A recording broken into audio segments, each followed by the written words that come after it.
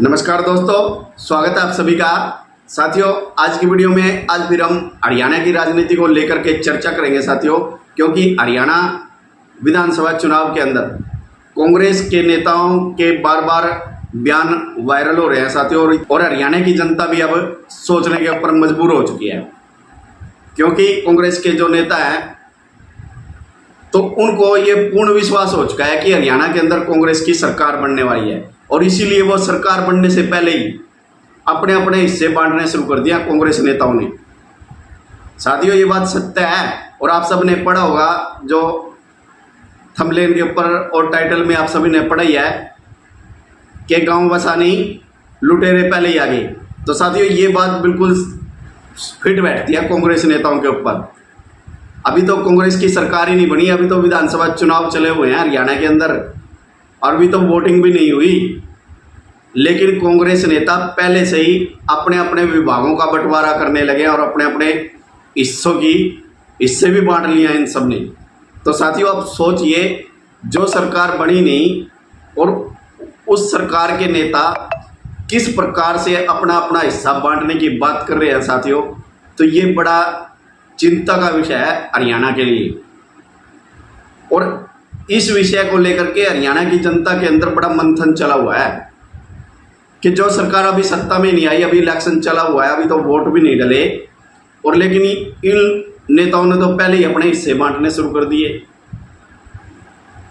Faridabad NIT से नीरज शर्मा का बयान वायरल हुआ, और वह सबने सोशल मीडिया के ऊपर देखा भी होगा और सुना भी होगा कि 50 वोटों के ऊपर एक सरकारी नौकरी और 2000 का कोटा मिलेगा सरकारी नौकरियों का।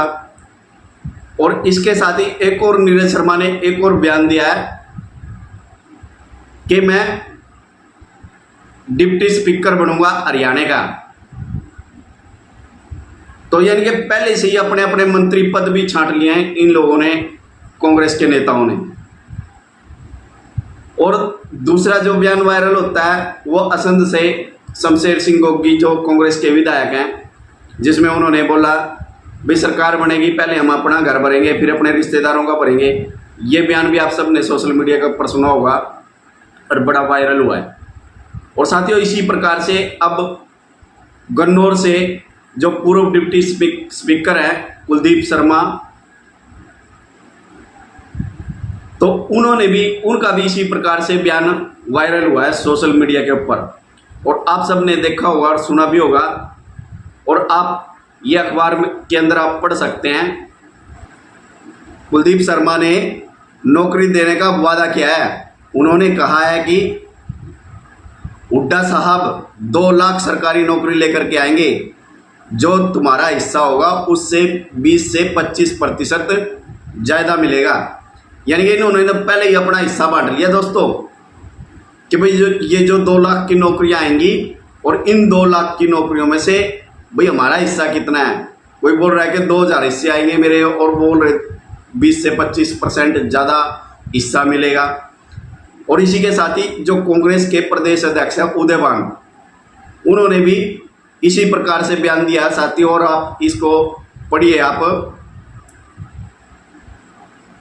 प्रदेश अध्यक्ष उदयवान ने भी